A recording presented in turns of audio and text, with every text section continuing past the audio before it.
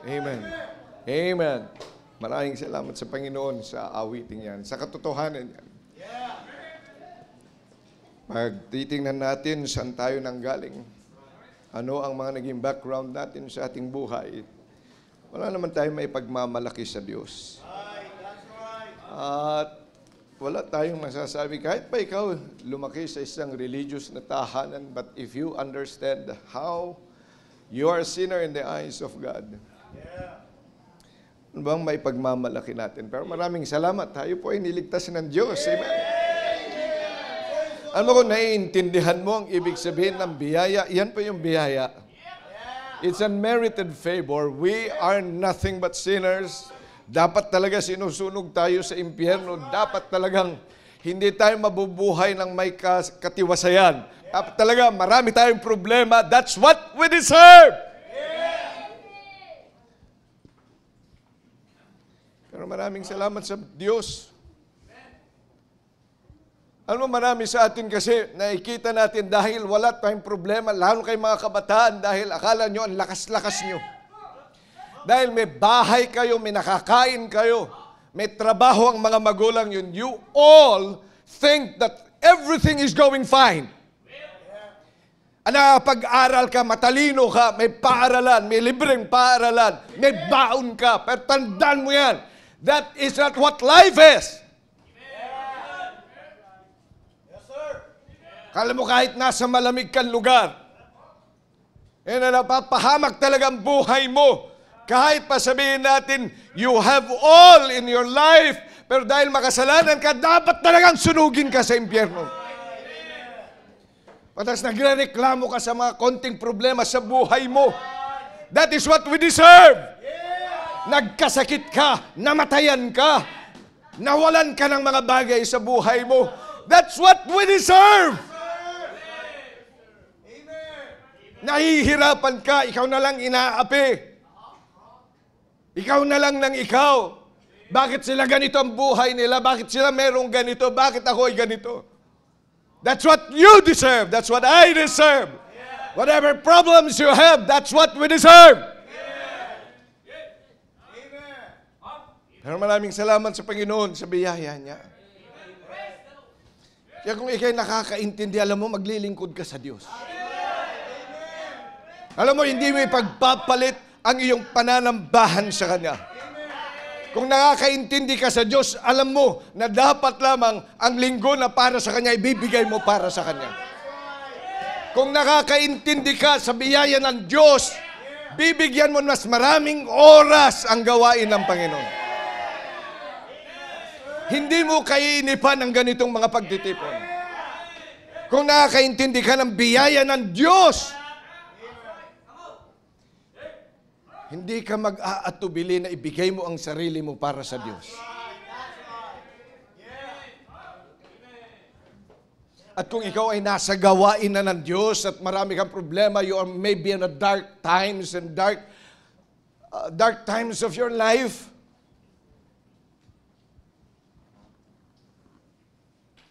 alam mo, pag naiintindihan mo ang biyaya ng Panginoon, hindi ka magkukwit. Hindi ka magkakwit sa panawagan ng Diyos sa buhay mo. Hindi magkakwit.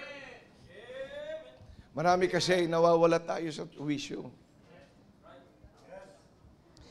I thank God for His grace. Amen. Yan po ang biyaya. At kung ikaw ay ligtas na ngayon, mapalad-palad ka pa rin. Dahil yung kahirapan natin dito, huwag kang maiinggit sa mga taong parang walang problema sa panahon ngayon. Pero kung yan ay unsaved, hindi nakatatalos ng kanyang kaligtasan, isang araw nandun na siya sa impyerno. Once he is going to leave this earth, kahit mukha siyang nakangiti, kahit yung kabaong niya ay napakaayos at mamahalin kahit milyon-milyon pa yan. At kahit nakalagay siya doon sa musoleo na may mga rehas at parang gold ang mga nakalagay doon, kahit malawak pa yung kanyang pinaglibingan sa kanya, Kahit po pwede ka pang kumain doon at magpiesta kayo doon sa kanyang libingan. Pero yung totoo, yung nakakaramdam, yung nakakakita, nagsasalita, at hindi yan ligtas, nasa impyerno humihiyaw. At hindi na siya makakaalis kahit kailan. Pero ikaw alam mo na dahil kay Kristo, ikaw'y nakatanggap ng biyaya because of grace is our Christ. Tapos inggitero ka pa rin. Hindi ka talaga nakakaintindi ng biyaya ng Diyos. Mapalad ka. Wala pa kapalad. Maraming salamat sa mga awiting yan. Amen.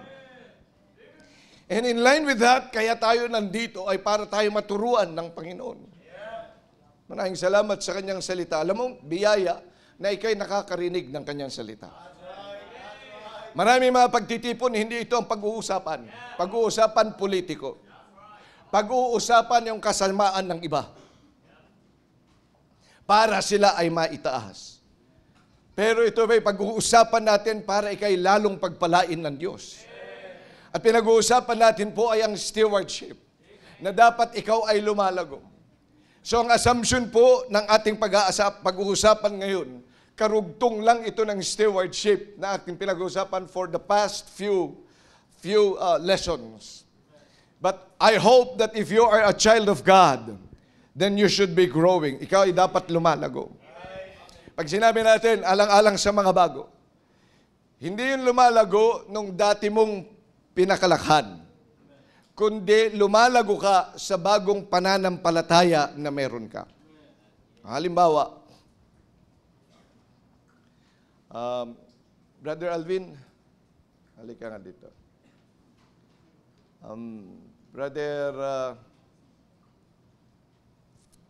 Sino ba yung mga bagong ligtas lang na mga tatay dito? May ilang taon nang ligtas. Brother Jasper, kailan ka na-save? 89. Okay. Ikaw, sir? Pareho lang kayong sintanda. Gusto ko yung mas bata, yung mas baby. Mga 19. Brother Keith, kailan ka na-save? 20? Halika dito, baby pa. Nina. Brother,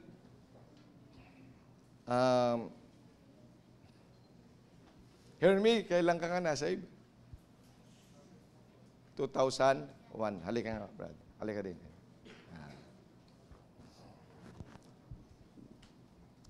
2019. So, ilang taon ka na? 5 years ka pa lang?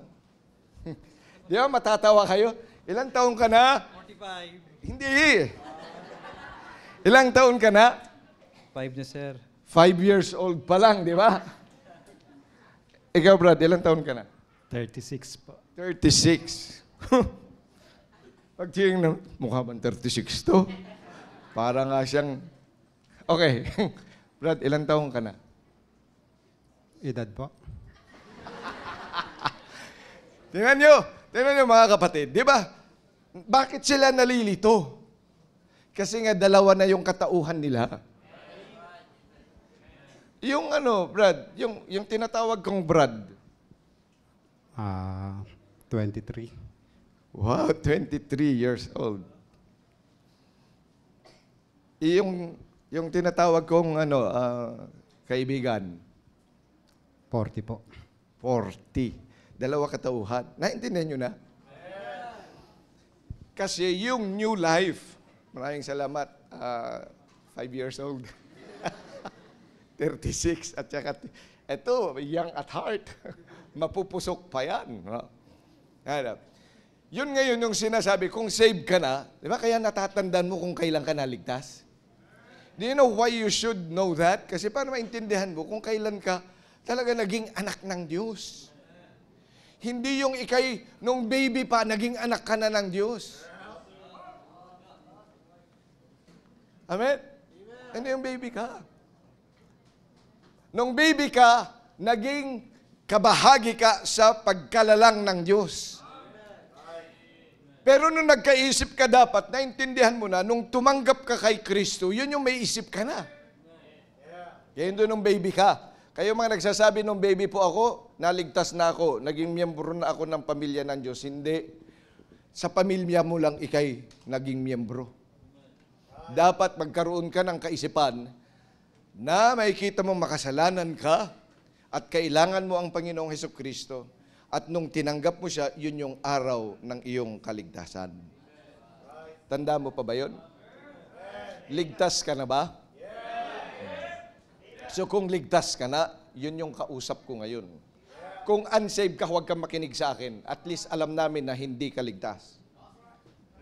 Eh, yung mga hindi nakikinig sa akin ngayon, yun yung mga unsaved. Okay? Clear tayo, ha? So makikinig ka sa akin at kakausapin kila bilang 5 years old, bilang 36, bilang 23. Ikaw, ilang taon ka na? Kapatid. Kapatid, ha? Kapatid. 1 year and 6 months. Dito ba sa... Ilang taon ka na, kapatid? 14 po. Ilang taon ka na, kapatid? 14 po. Ilang taon ka na, kapatid? Dito po sa simbahan, Pastor. Di ba sino lang tinatawag kong kapatid? O yung anak ng Diyos. O, so ilang taon ka na, kapatid? 1 year and... 1 year lang. 1 year. 1 years. Di ba? 1 years too eh. Okay. Kapatid, ilang taon ka na? 2 months. 2 months. Okay. Amen. O, sige. So kahit 2 months ka pala, makinig ka sa akin, ha? Oh, yan. Oh. So yun yung ngayon, yung sinasabi natin, dapat dyan ka lumalago. Saan natin naumpisahan yun nung ikay nagbasa na ng Bible at naintindihan mo tumanggap ka kay Kristo? Kasi nga, kaya ka tumanggap dahil sa kanyang salita. So you must be growing. Amen? Ito ngayon yung kakausapin ko. At dahil ikaw ay anak ng Diyos, pinagkatiwalaan ka ng maraming bagay. Amen. Ang tawag din natin dyan, steward. Ang tawag din natin dyan, stewardship. So ikaw ay katiwala ngayon ng Diyos dahil anak ka na ng Panginoon. So kung katiwala ka, dapat alam mo lahat ng mga bagay na ipinagkatiwala sa iyo ng Diyos. So bilang mananampalataya, ano ang unang ipinagkatiwala sa iyo ng Diyos? Yung eternal life mo, yung buhay mong walang hanggan. Dapat lumago ka dyan. Ano pa ang pinagkatiwala sa iyo ng Diyos? Ang kanyang salita. Kaya nandyan sa iyo, dapat may Biblia ka. Ano pa ang pinagkatiwala sa iyo ng Diyos? Ang simbahan. Kaya ka nandito. Amen. So dapat dyan ka at maging maigi kang katiwala. Ano pang pinagkatiwala sa iyo ng Diyos? Ang iyong mga talento.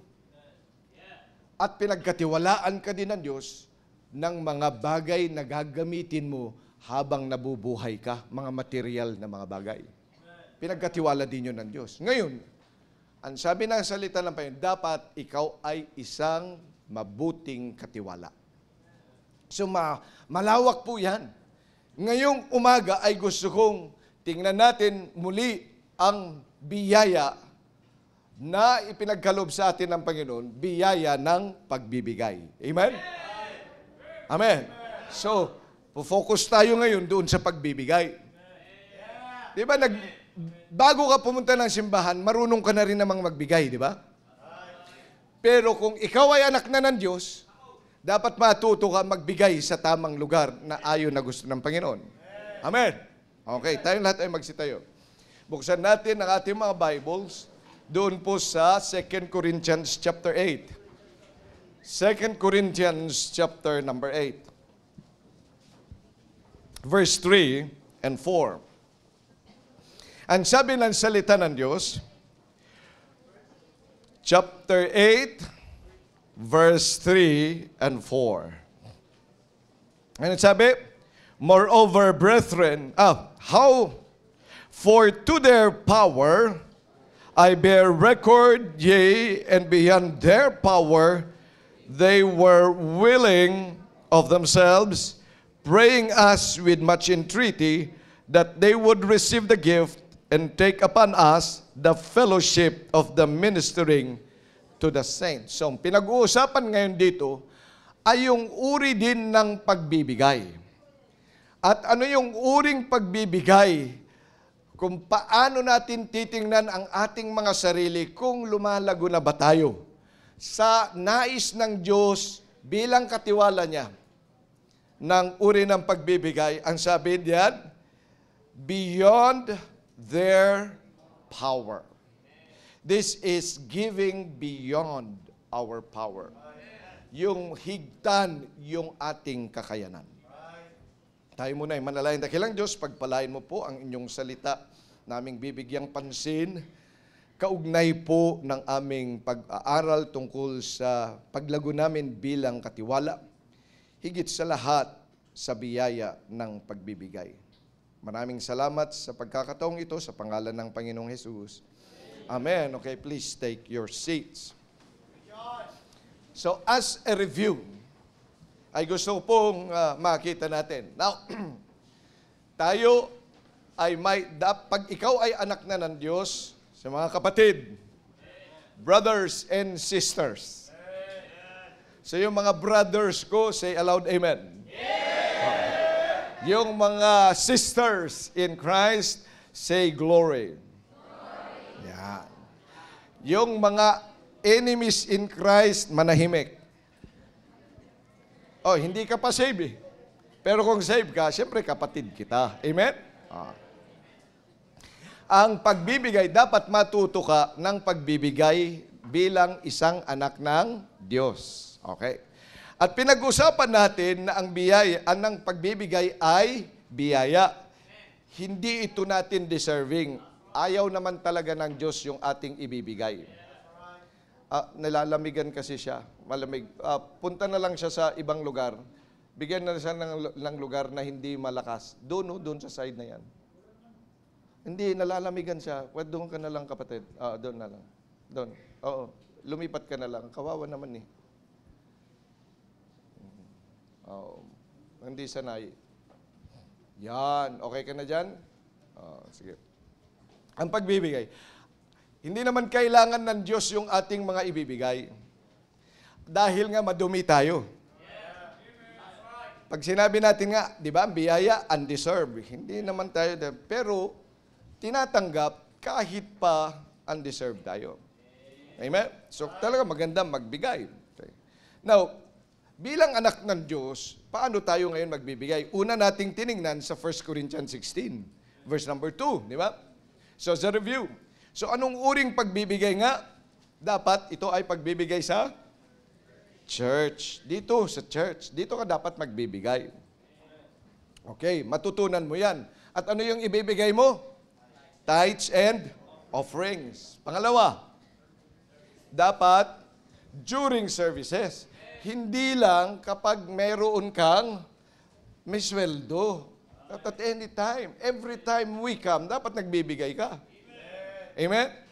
Alam niyo, meron isang kapatid, sabi niya sa akin, Pastor, alam po niyo, noong narinig ko yung preaching na yun, nag-pray na talaga ako. Wala naman talaga akong tinatanggap. Pero ang prayer ko, may ibibigay ako sa Panginoon. Kaya gusto kong mapakinggan natin siya na kumanta para sa atin.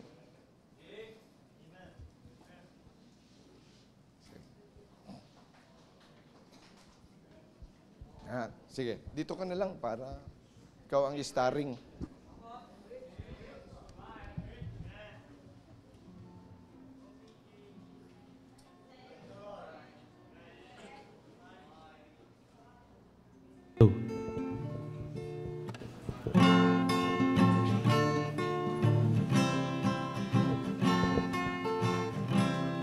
While driving one day through the quiet countryside, an old man was walking, so I offered a ride.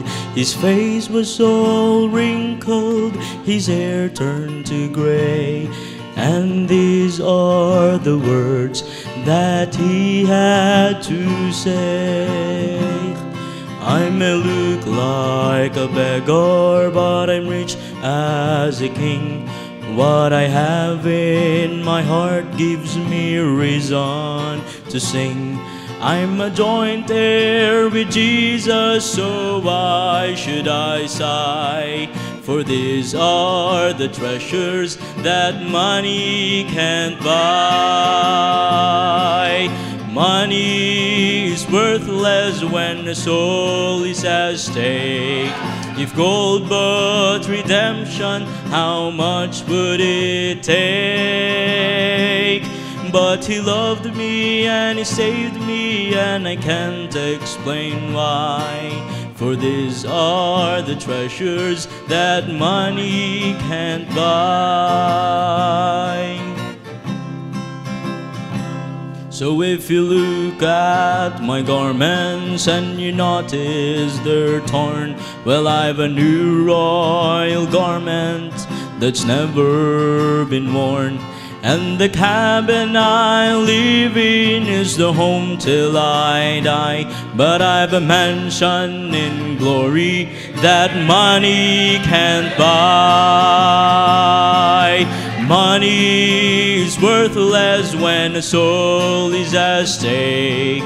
If gold but redemption, how much would it take? But He loved me and He saved me, and I can't explain why. For these are the treasures that money can't buy. Yes, He loved me and He saved me, and I can't explain why. These are the treasures, these are the treasures that money can't buy.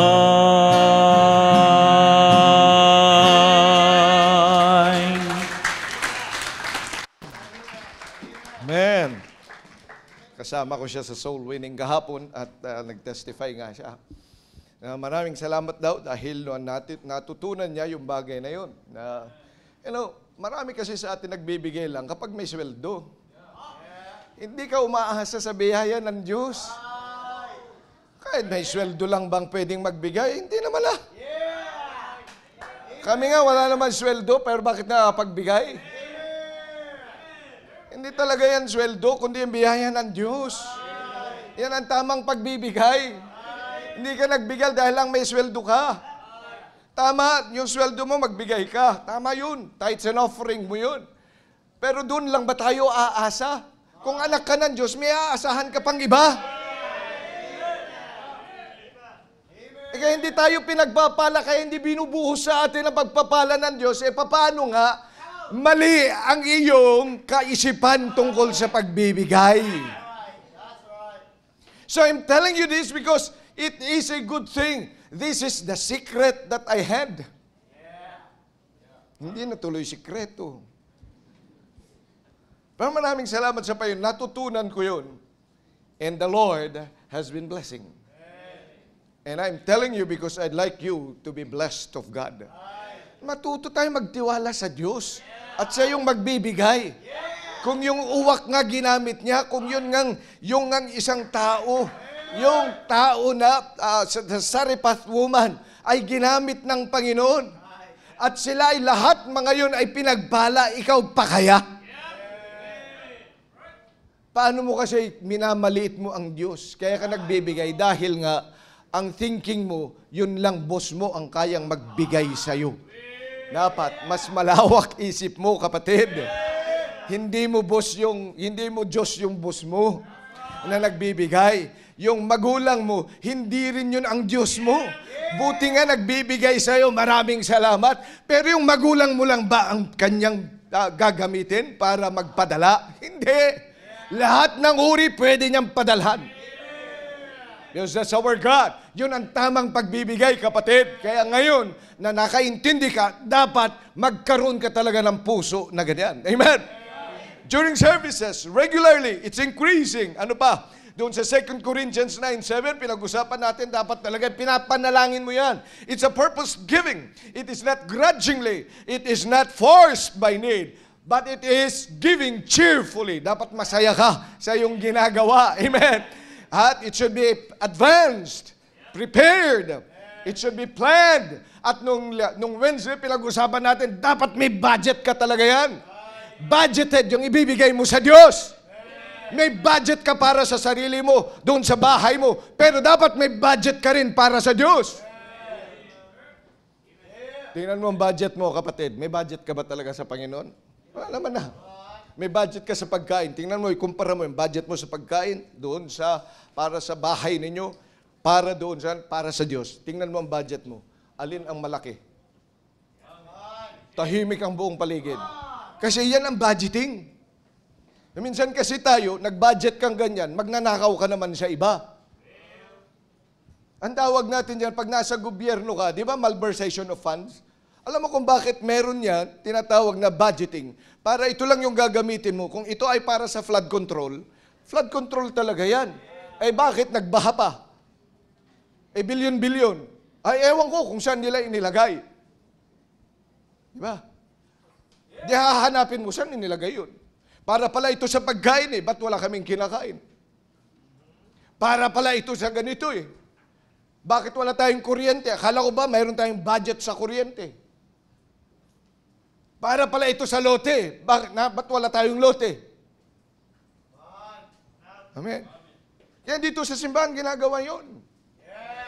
May mga panahon, sabi ko sa kanila, walang support. At saka yung pagkain, 50 pesos lang a day ang kaya natin. Kasi nagbabayad tayo ng lupa. 50 na katao nandito. Bibili lang ng bigas. Pagkatapos ang ulam, 50 pesos the whole day. Nakasurvive naman, tingnan nyo sila lalaki. Kasi nga, budget. Para pagdating nung bayaran, may ibabayad ka. Dapat ikaw din dun sa bahay nyo, may budget ka. Ba't wala kang pamasahe? Hindi ka nag-budget pamasahe para sa simbahan. Hindi ka nag-budget para sa Panginoon. Dapat may budget. Amen? And then, ngayong umaga, ang sabi niyan, is giving beyond our power. Very quickly, giving beyond. Ano ibig sabihin yan? Dali lang naman po mong imaintindihan. Dapat, masurpass natin yung kakayanan natin. Yung ability mo. Halimbawa, kung minsan nga pagtitingnan mo, di ba? Yung sweldo mo, for example, the whole year. The whole year. Magkano ba sweldo mo sa isang taon, Miko? O yung... Mali yata yung aking example. O yung dati na lang. Sa isang buong taon. Umaabot ba ng 250,000? Parang ganon?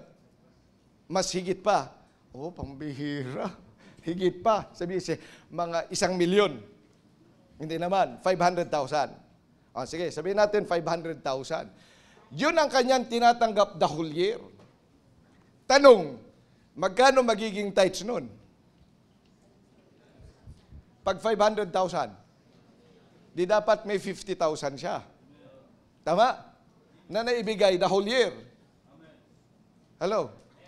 Pag nagbigay pa siya ng extra doon, nagbigay talaga siya, sabihin natin, 100,000. Sabihin natin, kung kalahati din yung ibinibigay niya sa offering. Hindi ko alam yung kanyang financial. Pero tingnan ninyo. Tapos, the others ay para sa iba't iba pang mga gastusin.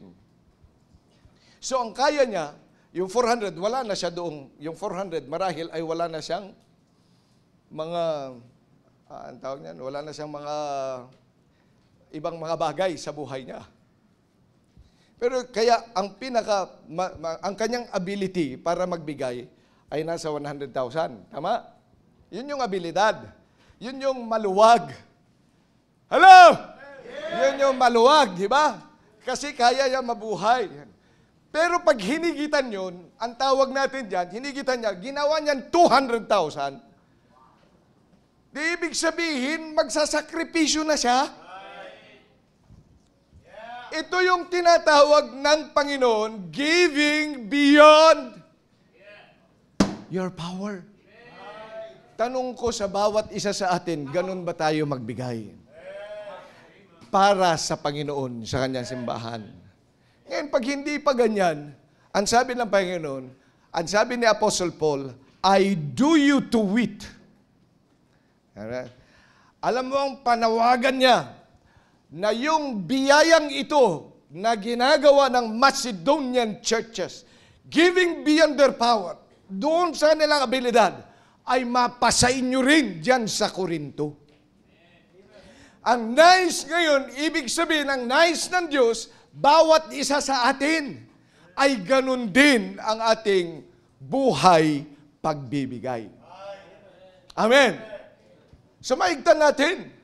Kaya tingnan ninyo po yung inyong mga financial na estado. Dapat matuto ka sa financial estado. You know, ang tawag din natin dyan ay mga extra-miler Christian.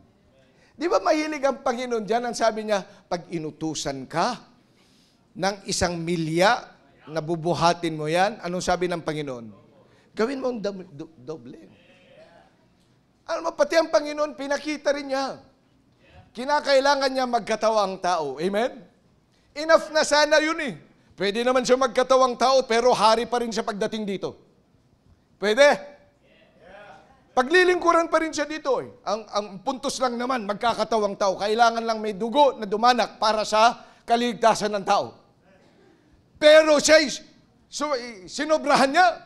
Anong sabi? He became a man and humbled himself to be a servant. Amen. Pwede rin siyang mamatay. Kamatayan ng mayayaman. Ano yung kamatayan ng mayayaman? Diabetes. Ano pa? High blood. Ha? Cancer. Yan, yung mga mga mayayamang mga kamatayan. Stroke. Mayaman talaga ako, no? Gusto mo lang sabihin na stroke eh.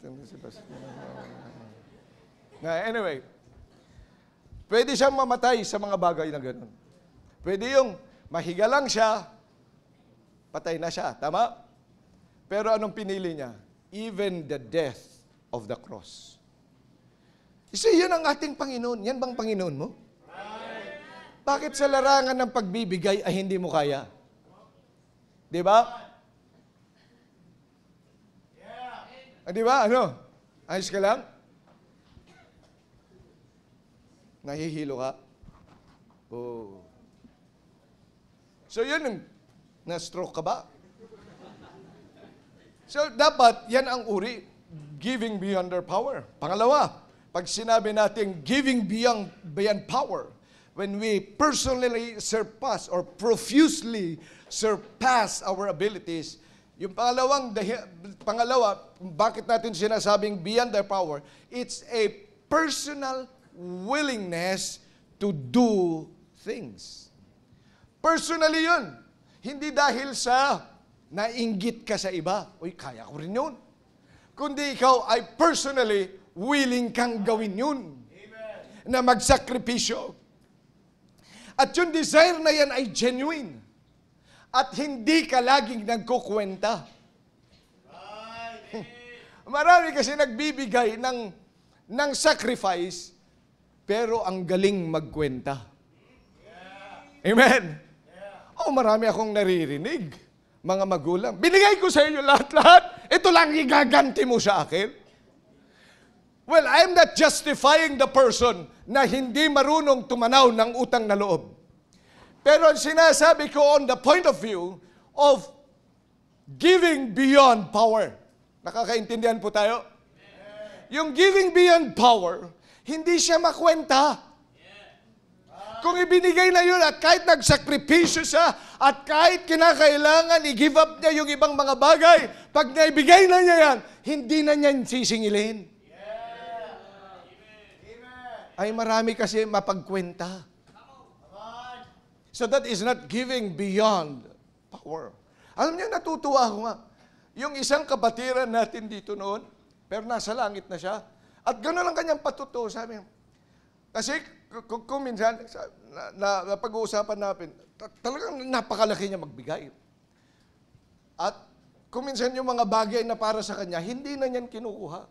Binibigay pa rin yan. Sabi ko ba, hindi ka ba nalulugi dyan? Tapos binigay mo lang sa simbahan. Sabi na, pag binigay ko na sa simbahan yun, ayos na yun. Yun yung giving beyond our power. At saka, pag sinabi nating personal willingness, hindi lang sa hindi nagkukwenta, voluntaryo pa. Siya yung kahagad magsasabi pag nakikita, pag pinag-uusapan tungkol sa pagbibigay, ako magbibigay ako. Hindi yung pinipilit o ano, ikaw, magkano kontribusyon mo? Ay! Ha? Magbigay ka naman, mag-pledge ka naman. Pag sinabing giving beyond power, beyond our power, alam mo, hindi mo naman talaga kaya. Alam mo naman, wala kang sweldong ganong kalaki. Pero, because I have a great God, I'm volunteering to give. Kaya ngayon, di ba, lalo na ngayon sa ating Bible conference, di ba, dapat magboluntaryo ka. And you have the chance to exercise that. Voluntaryo, yun yung personal willingness. And then pangatlong bagay tungkol sa giving beyond power. Number one, pag sinabi natin giving beyond power, ano yun? Profusely surpassing our abilities. Ibig sabihin, ang dami mo pa rin ibinibigay over and above sa kakayanan mo. Yung pangalawa ay personal willingness. Hindi yung may nagtulak sa'yo. It's a genuine desire. Are you giving that way? Ganun na ba ang pagbibigay mo? Pag hindi pa dapat, grow. Subukan mo. Come, sabi ng Panginoon, taste the Lord that He is good. Amen. Ang pangatlo, ay sabi niya, is persistency or persistent to be a part of the work. Tingnan nyo, sabi niyan, praying as with much entreaty. Pag sinabing praying as, kasi minsan kapag sumubra na, okay na, wala na. Okay na, ay, sige, ay, na ibigay na pala lahat, hindi ko na lang ibibigay. Hindi yan giving beyond power. Amen? O halimbawa, nag-pledge tayo, di ba? 150,000. Pagkatapos, wala ka pang bahagi. Ay, 150,000, ayos na. Yung i-pledge mo, hindi mo na ibibigay kasi, nagawa na eh. Hindi yan giving beyond power. Kasi ang mga Macedonian church, kahit pa sabi ni Apostle Paul, mas kailangan nyo yan. Kasi mahihirap kayo. Pero sabi na, praying with much entreaty. Nabasa nyo po yun? Sa salita ng Diyos. Tingnan nyo. Yan po ang giving beyond power. Ito ang sabi ng Panginoon. Praying as with much entreaty that we would what? Receive the gift. Biro mo yung nakikiusap sila na tanggapin mo nyo ito. Dahil ito po ay para sa gawain ng Diyos. Alam nyo, meron nga naman talagang mga members din ng church na ito. At kung minsan gusto kong sabihin sa kanila, alam mo, I think you better keep it. I think you need it. Pero alam mo, mga sasabihin pa rin nila, para po sa Diyos to. Para po sa Panginoon yun. Gusto ko makabahagi. Kapag sinabi na yun, ay, praise the Lord. Yan ang giving beyond power. Pero mangilan-ngilan lang. Marami pa sa mga mananampalataya ang hindi ganyan. Kapag medyo natanggihan ng konti, sasabihin niya, praise the Lord. Para sa akin to. Wow, biyaya. Wow, blessing. Hindi yan tamang purit ang pagbibigay ng giving beyond power. Now, mga kapatid, bilang mga katiwala, matutunan natin na tayo'y magbigay ng beyond our power. Tingnan po ninyo, maging sa Exodus, sa bago pa lang ang mga anak ng Diyos ay lumalarga papunta doon sa promised land. Naglalakbay pa lang sila, nasa wilderness. Kahirapan po yun. Pag pinag-uusapan natin yung salitang wilderness, yan po ay panahon ng kahirapan. Wala pa yung comfort kasi walang kapahingahan doon sa wilderness. Sa buhay bilang Kristiyano, ay may mga panahon tayo na kumbaga parang dumadaan tayo sa daming problema. At kung minsan tayo nagde-desire pag wala na ito, pag natapos na akong problema, makapaglingkod na ako sa Diyos. Di ba ganun tayo? Masolve lang ito, pastor. Makakapaglingkod na ako sa Diyos. Nasa wilderness kasi, yun ang naturalmente na iniisip natin. Pero ang giving beyond our power is that even in the wilderness, you are able to do things the Lord wants. Tingnan nyo sa Exodus chapter 35.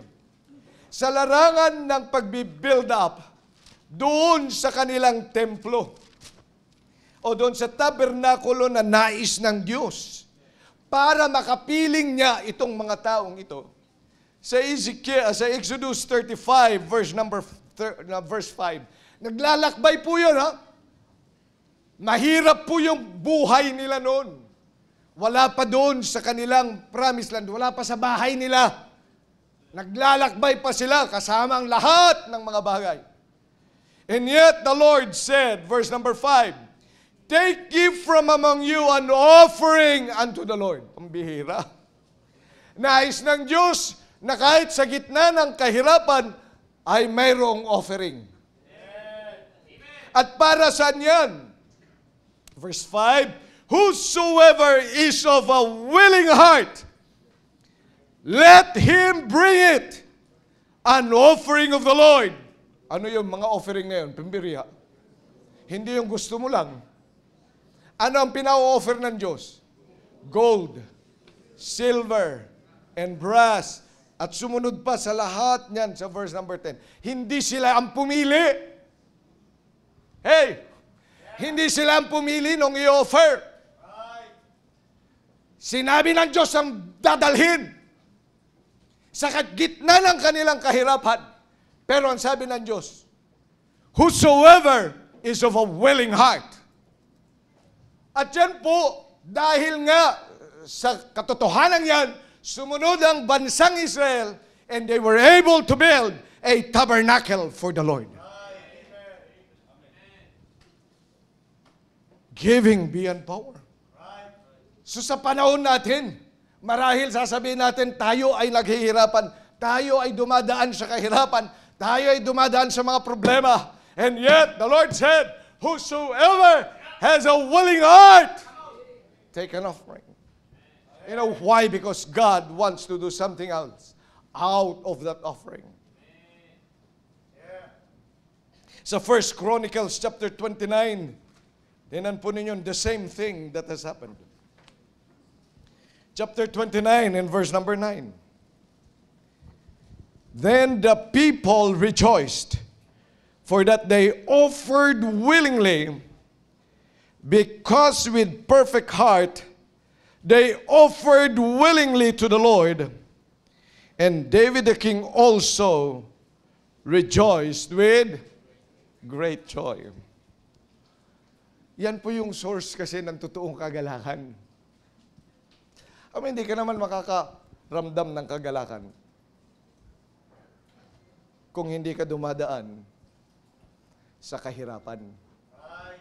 Paano mo ba malalamang masaya ka kung hindi mo naranasan na lumuha? Oh. Kaya marami ang hindi nakakaramdam nga nung mga kaalwanan ng buhay kasi maalwan na sila. Maalwan ka na kasi. Wala ka na problema. Pero pag dumadaan ka sa problema, pagkatapos yung pinagagawa ng Diyos, gagawin mo. Makakaranas ka ng totoong kagalakan. Amen? Kaya bilang anak ng Diyos, September 1 is our treasure offering. Ang dami pong gastusin, Pastor. So what? If you have a willing heart, then you can prepare to give your treasure to the Lord. Giving beyond our power. Let's strive. Sana lumago bawat isa sa atin. Alam nyo sa paglago, it's because the Lord wants you to be blessed and rejoice. Yun naman ang hanap natin. Yun ang gusto ko ring makita sa mga members ng church. Na makaranas tayo ng totoong kagalakan. But without this truth, gagamitin naman natin sa pagbibuild ng ating simbahan ang mga bagay na ibibigay natin, lalo na sa treasure offering, yung bugsuhan na yan. Amen? May kita mo naman yan na magagamit natin at ilalaan nga bahagi niyan para sa ating dinidevelop na lugar diyan, particular doon sa submersible pump. Mahal kasi yun. Kasama yung tower niya. Kasama yung lahat-lahat ng mga yun. At doon natin makikita. Isang araw, pagpunta mo doon, dito napuntang aking treasure offering. Praise the Lord. Amen? Meron ka. At makikita mo rin yung sa taas, di ba? Yung solar. Di ba? Nakapagbigay ka rin para dyan noong sa Christmas gift. Ito yung bahagi noon ng aking ibinigay sa Christmas gift ko sa Panginoon ay para dyan. Hindi ba magandang bagay? Amen? Na meron kang bahagi at pinagsikapan mo giving beyond your power. Let's all stand up, please. Muli, dakilang Diyos, maraming salamat po sa pagkakataon pinagkaloob mo po sa amin. Mapag-aralan ito. At hinihiling ko po, Panginoon, ang bawat isa sa amin matuto ng tamang stewardship sa amin pong pagbibigay. Pangunahan mo po ang invitation sa pangalan ng Panginoong Yesus. Naman tinutugtog ang awiting panyaya. Para po sa lahat muna to. I'll give time for our first-time visitors. Para bawat isa sa atin. Sa atin. Wala mo nang lalabas. I'd like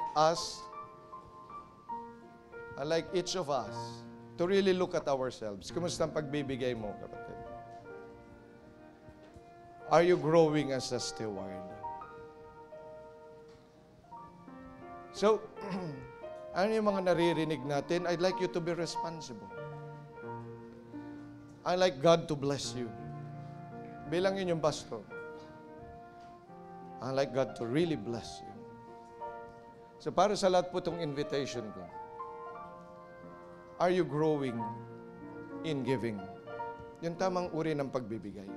Kung anak ka na ng Diyos, dapat magbigay ka talaga ng tama ayon sa yan. Kung ikaw nais, may puso ka, willing heart, kagaya ng sinasabi ng Panginoon, I'd like you to have time to talk it out with God dito sa altar.